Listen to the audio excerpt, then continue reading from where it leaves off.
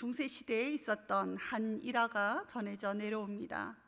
한 추기경이 사제들을 모아놓고 아주 흡족해하며 이렇게 말했다고 합니다. 교회 창고에 재정이 넘쳐납니다. 이제 사도들이 은과 금은 내게 얻거니와 하고 말하던 시대는 지나갔습니다 라고 말했다고 합니다. 그러자 곁에 있던 중세에 유명했던 신학자 토마스 아퀴나스가 이렇게 말했다고 합니다. 그렇습니다. 하지만 예수의 이름으로 명령하던 시대는 지나갔습니다. 아주 오래전 중세 때의 이야기지만 안타깝게도 어쩌면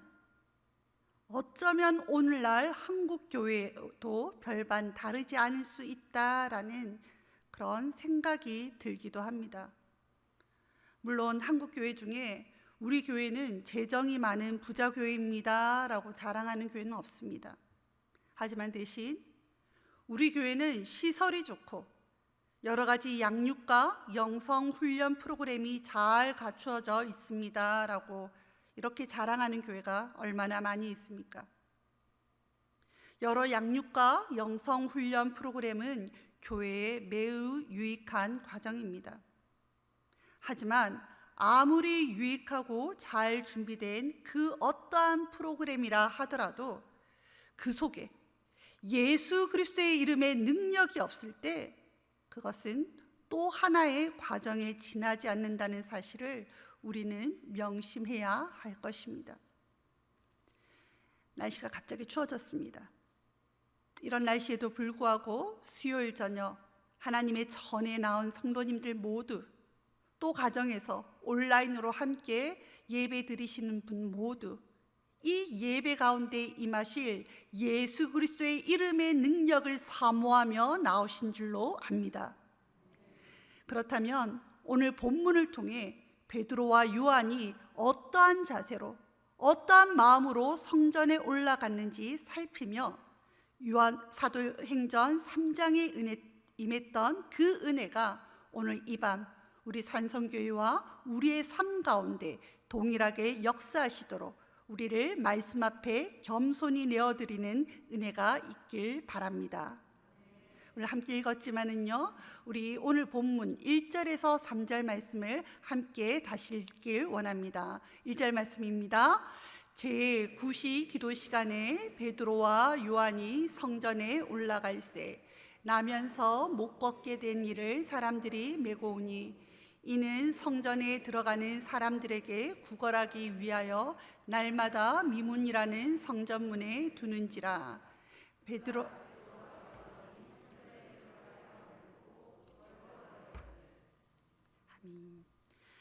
베드로와 요한이 나면서 못 걷게 된 자를 만나 치유하는 장면은 우리가 다시 읽었지만 사실 그렇게 특별하지 않습니다.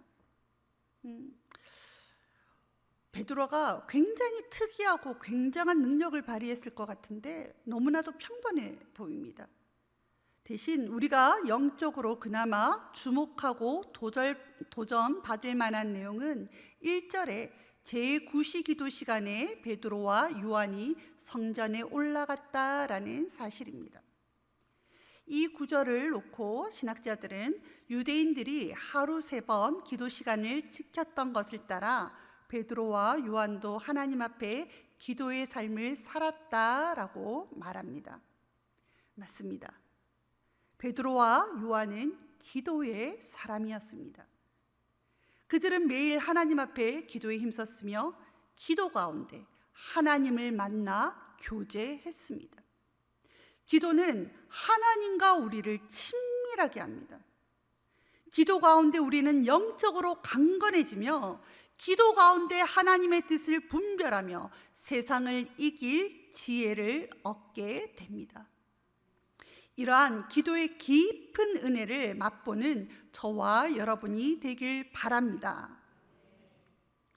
그런데요, 베드로와 요한은 이러한 기도의 일반적인 이해와는 지금 다른 이야기를 하고 있습니다. 지금 나면서부터 걷지 못하던 자가 일어난 이 놀라운 기적은 자신들의 기도의 시간과 분량이 아니라고 말하고 있습니다. 사도행전 3장 12절의 말씀을 다 함께 읽길 원합니다. 함께 읽겠습니다. 베드로가 이것을 보고 백성에게 말하되 우리 개인의 경건으로 이 사람을 걷게 한 것처럼 왜 우리를 주목하느냐. 아멘. 베드로는 분명히 말합니다. 이 사람이 걷게 된 것은 자신들의 권능과 경건과는 아무런 상관없는 일이라고 단언하고 있습니다. 사실 우리는 이 본문을 읽으면서 베드로와 요한이 매 9시 기도 시간 내에 기도하러 성전에 갔다는 사실에 좌절한 적이 얼마나 많이 있습니까? 왜 우리도 우리 삶에도 이런 베드로와 같은 멋진 하나님의 역사가 일어나길 원하는데 왜 우리는 베드로처럼 기적을 일으킬 수 없는지, 우리도 우리의 삶에서 나사렛 예수 이름으로 일어나 걸으라 라고 회복을 선포하고 싶은 그런 영역들이 얼마나 많이 있습니까? 그런 때가 얼마나 많이 있습니까? 그런데 왜 우리에겐 그러한 일이 일어나지 않는지, 베드로와 요한은 매 9시마다 기도하러 성전에 올라갔는데 나는 그러지 못했구나. 얼마나 내가 더 기도하고 영성을 쌓아야 이러한 일이 가능한지 우리의 기도 생활을 보며 우리는 모두 좌절한 적이 있을 것입니다. 그러나 베드로는 하나님의 능력과 역사가 나타나는 데에는 개인의 경건의 시간보다 더 중요한 것이 있다고 오늘 본문에서 말하고 있습니다. 사도행전 4장 9절과 10절 말씀입니다. 함께 읽겠습니다. 만일 병자에게 행한 착한 일에 대하여 이 사람이 어떻게 구원을 받았느냐고 오늘 우리에게 질문한다면 너희와 모든 이스라엘 백성들은 알라. 너희가 십자가에 못 박고 하나님이 죽은 자 가운데서 살리신 나사렛 예수 그리스도의 이름으로 이 사람이 건강하게 되어 너희 앞에 섰느니라. 아멘. 나사렛 예수 이름으로 이 사람이 건강하게 되어 너희 앞에 섰느니라. 베드로는 이렇게 말하고 있습니다. 베드로와 요한을 주목하지 말라, 자신들을 주목하지 말라 이야기하고 있습니다. 왜냐하면 이 사람을 일으킨 것은 자신들의 권능과 경건이 아니라 우리를 위해서 죽으시고 부활하신 예수의 이름 때문이라 분명히 말하고 있습니다. 우리 사도행전 4장 12절 말씀을 함께 읽을까요? 다른 이로서는 구원을 받을 수 없나니 천하 사람 중에 구원을 받을 만한 다른 이름을 우리에게 주신 일이 없음이라 하였더라. 아멘. 오늘날 한국교회는 과거에 비해 기도의 열정이 식었다는 이야기들을 합니다. 하지만 기도의 열정뿐만 아니라 우리가 믿는 예수님이 어떠한 분이신가를 우리가 놓치고 있지는 않은가 함께 살펴보길 원합니다. 많은 신앙 프로그램이 있고 기독교 TV와 인터넷 유튜브 방송만 틀면 은혜로운 좋은 말씀과 찬양이 24시간 흘러나오지만 정작 우리가 믿는 예수님은 어떠한 분이신지 우리가 놓치고 있지는 않습니까? 우리가 그 양질의 말씀과 그 좋은 찬양에 위로와 만족과 우리의 기도 응답만을 바라고 있지는 않습니까? 베드로는 은과 금은 없지만 자신에게 있는 예수의 이름에 대해 이렇게 분명히 선포하고 있습니다. 사도행전 3장 14절에서 16절 말씀입니다. 함께 읽겠습니다. 너희가 거룩하고 의로운 일을 거부하고 도리어 살인한 사람을 놓아주기를 구하여 생명의 주를 죽였도다. 그러나 하나님이 죽은 자 가운데서 그를 살리셨으니 우리가 이 일의 증인이라. 그 이름을 믿음으로 그 이름이 너희가 보고 아는 이 사람을 성하게 하였나니 예수로 말미암아 난 믿음이 너희 모든 사람 앞에서 이같이 완전히 낫게 하였느니라. 아멘. 사랑하는 성도 여러분, 우리가 믿는 예수님은 어떠한 분이십니까? 저와 여러분이 믿는 예수님은 거룩하고 의로우신 분이십니다. 우리가 믿는 예수님은 생명의 주인이십니다. 우리가 믿는 예수님은 죽음을 이기시고 부활하신 부활의 주이십니다. 우리가 믿는 예수님은, 우리가 예배하는 예수님은 상하고 병든 자를 고치시는 치료의 하나님이십니다. 여러분, 이도라는 사람을 아십니까? 잘 모르시겠다고요? 저도 낯선 이름입니다. 이도는 우리나라에서 가장 유명했던 왕, 세종대왕의 이름입니다. 우리는 세종대왕이라는 호칭은 익숙하여도 이도라는 이름은 매우 낯섭니다. 그런데 왜 우리는 세종대왕은 알아도 이도라는 이름을 알지 못했을까요? 그것은 일반 백성들에게는 왕의 이름을 함부로 부를 권리가 없기 때문입니다. 높은 사람의 이름을 함부로 부르지 못하는 것은 비단 우리나라에서만이 아닙니다. 유럽에서도 황실모독죄, 귀독모독죄라는 것이 있어 함부로 황족과 귀족의 이름을 부를 수도, 그들을 가까이 할 수도 없었습니다. 그만큼 왕의 이름에는 권세가 있습니다. 사람들이 왕의 얼굴을 직접 대면하지 못하더라도 관리들이 왕의 이름으로 와서 일을 부탁하고 지시하면 백성들은 그 명령에, 그 이름에 순종해야 했습니다. 만약 상인이 왕의 이름으로 가난한 백성에게 먹을 것을 나누어 주라는 지시를 받았다면 그 상인은 주저없이 자신의 곡간을 열어 곡식을 나누어 주었습니다. 비록 왕의 얼굴을 직접 보지 못했지만 자신이 이름을 들은 그 왕은 권세가 있으며 자신이 지금 나누어진 곡식의 값을 분명히 치루어 줄 능력이 있기 때문입니다. 왕의 이름은 아무나 부르거나 사용할 수 없는 이름이지만 그 이름을 아는 자, 그 이름을 부를 수 있는 자에게는 그분과 함께 있는 것과 같은 동등한 권세 있는 이름입니다.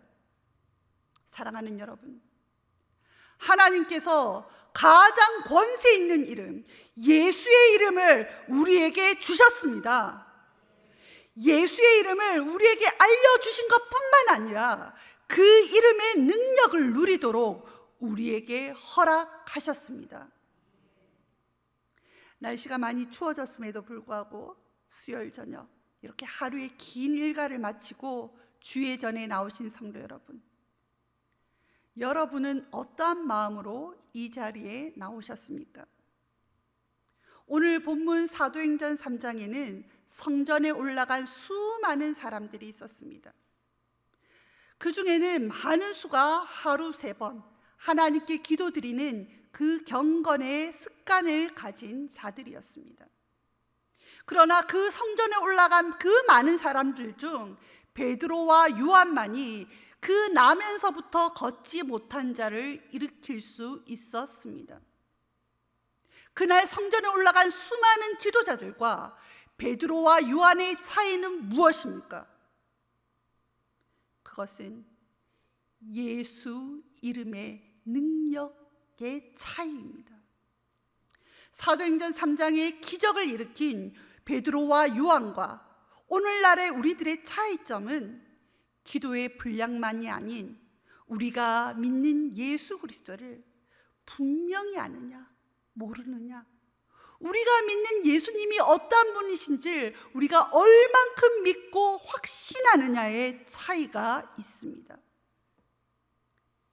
예수 그리스도를 알긴 알아도 우리의 예배와 찬양과 기도 가운데 역사하실 예수 그리스도를 기대하지 못하는 우리의 믿음의 연약함이 하나님의 기적과 임재를 상실케 함을 기억하시기 바랍니다.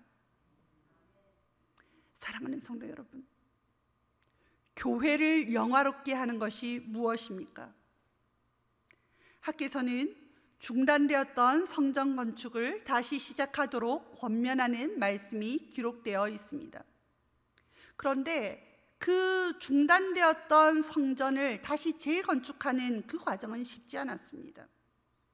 유다 백성들이 포로 생활에서 돌아와 어려운 가운데 최선을 다해서 노력해 지었지만 다시 지어진 그 올라가는 성전의 모습은 그들의 눈에 볼품이 없었습니다. 특히 앞선 솔로몬 성전의 웅장함을 본 자들의 실망감과 상실감은 이루 말할 수 없었습니다. 하나님은 그들의 낙담한 마음을 아시고 이렇게 말씀하십니다. 학개서 2장 3절의 말씀입니다. 함께 읽겠습니다. 너희 가운데 남아있는 자 중에서 이 성전의 이전 영광을 본 자가 누구냐? 이제 이것이 너희에게 어떻게 보이느냐? 이것이 너희 눈에 보잘것없지 아니하냐? 그리고 하나님께서는 이렇게 말씀하십니다. 4절과 8절 9절 말씀입니다. 그러나 여호와가 이르노라 스룹바벨아 스스로 굳세게 할지어다. 여호사닥의 아들 대제사장 여호수아야 스스로 굳세게 할지어다. 여호와의 말이니라. 이 땅 모든 백성아 스스로 굳세게 하여 일할지어다. 내가 너희와 함께하노라. 만군의 여호와의 말이니라. 아멘. 우리 8절 9절 말씀도 함께 읽겠습니다. 은도 내 것이요 금도 내 것이니라. 만군의 여호와의 말이니라. 이 성전의 나중 영광이 이전 영광보다 크리라. 만군의 여호와의 말이니라. 내가 이곳에 평강을 주리라. 만군의 여호와의 말이니라. 아멘. 하나님께서는 바벨론 포로 생활에서 돌아온 이스라엘 백성들이 마음을 앞에 건축하는 성전이 결코 초라하다 말씀하지 않으셨습니다. 왜냐하면 성전을 거룩하게 하는 것은 금과 은이 아니라 하나님 자신이시기 때문입니다. 사랑하는 성도 여러분, 우리 모두 명심하길 바랍니다. 성전을 거룩하게 하는 것은 금과 은이 아니라 하나님의 임재이며 우리를 하나님께로 인도하는 예수 그리스도의 이름이 이 성전에, 이 교회당에 있기 때문입니다.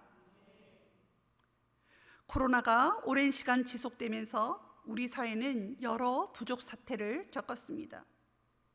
처음에는 마스크 부족, 그 다음은 백신 부족, 그리고 이제는 요소수 부족. 이럴 때마다 우리는 어김없이 미리 대처하고 준비하지 못한 정부를 비난하곤 했습니다만 이제 어쩌면 비난의 대상이 정부가 아니라 한국교회, 우리 성도들이 될지도 모르겠습니다. 왜냐하면 이 지치고 이 상한 이 사람들을 위로할 곳은 오직 교회밖에 없기 때문입니다. 지난 2년간 기나긴 코로나 시대 우리 사회는 너무나도 지쳤고 생업의 기반이 무너진 자들이 너무나도 많이 있습니다. 이제는 내일을 소망하고 계획조차 할 수 없는 그 힘조차 없는 자들이 있습니다. 이들을 위로하고 새 힘과 소망을 불어넣어 줄 곳은 오직 교회, 오직 예수 그리스도 이름밖에는 없는 줄 압니다. 그런데 우리가 그들을 맞이할 아무런 준비가 되어 있지 않은 것은 아닙니까? 그 성전 밀문에 사람들이 그 걷지 못하는 자, 스스로 성전에 들어갈 힘이 없는 자를 메고 와서 성전문에 놓아두었던 것처럼 하나님께서 삶에 지치고 소망 없는 자들을 이 교회로 불러들였을 때 우리에게 그들에게 줄 예수 그리스도의 이름이 능력이 있습니까? 무기력하게 그저 기도 시간에 맞추어 성전에 오르는 게 우리의 모습이진 않습니까? 코로나 시대에 접어들면서 이상하게도 우리 사회는 교회 다닌다는 말을 쉽게 하는 것이 쉽지 않은 분위기가 되었습니다. 그러나 우리는 다시금 한국 교회를 영적으로 재건할 의무가 있습니다. 왜냐하면 이 땅의 참된 치유와 회복은 오직 하나님만이 가능하시기 때문입니다. 11월부터 위드 코로나 시대로 접어들었습니다. 이제 긴 질병의 재난 앞에 무너진 영혼들을 우리 교회가 위로하고 일으킬 때가 되었습니다. 교회는 은과 금으로 영화로워지는 것이 아니라 예수의 이름으로, 하나님의 임재하심으로, 하나님의 역사하심으로 영광스러워집니다. 우리가 이곳에서 예수의 이름의 권세와 영광이 드러나길 기대하며 하나님 앞에 나아갈 때 하나님께서는 우리의 무너진 삶을 일으키시며 더 나아가 많은 죽어가는 자들을 예수의 이름으로 살리실 줄 믿습니다. 이 시간 말씀을 기억하며 함께 찬양하길 원합니다. 여러분의 삶에 무너진 영역들이 있습니까? 우리에게는 능력이 있지 않습니다. 우리의 믿음은 연약하지만 우리를 위해서 죽으시고 부활하시고 우리를 하나님의 백성으로 부르신 예수의 이름이 능력이 있음을 기억하시기 바랍니다. 우리 삶의 모든 영역이 예수의 이름으로 회복될 것입니다. 그리고 우리가 부르는 예수의 이름이 이 교회에 찾아온 많은 사람들을 살리실 것입니다. 이 시간 예수의 이름의 능력을 기억하며 함께 믿음으로 찬양 드리겠습니다.